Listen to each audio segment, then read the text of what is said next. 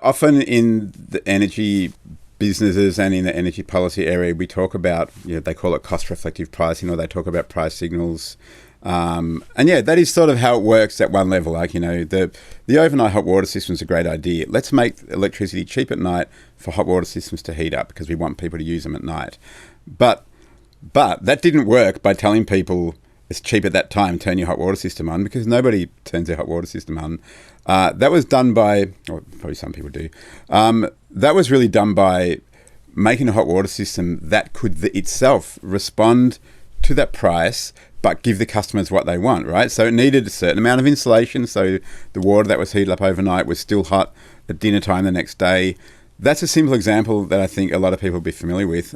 And we're going to see, I think that's really the way to make it work. So in the end, the price is not, it shouldn't be a punishment. It's an opportunity. And what we need to do, and this is where government policy can come in too, we need to, if pricing happens in the system somewhere, because the system is so based on sort of the economics of the power system, we have to make it easy for people to work with that system.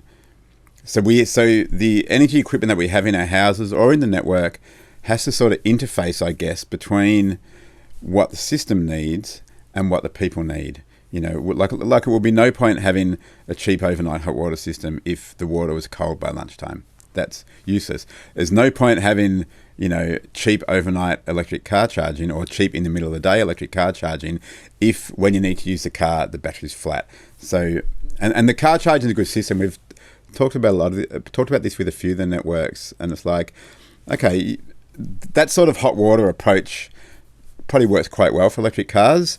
It always charges at this time of the day, but even more so than hot water, probably for electric cars, you need people to be able to sort of override it, charge it when they need to, if they need to charge it outside of that time. So have the systems that automatically does it that cheapest and easiest way, and work out how you make sure people can get that extra thing they need at certain times when they need it. I think that's the real challenge to make that system work, because that pricing could really hurt a lot of people if it's not implemented in a way that really makes it easy for people. And the really important thing to remember with all of that is that you don't want to have to make people think about it to make it work, because that doesn't work for everybody. And some people just can't do it.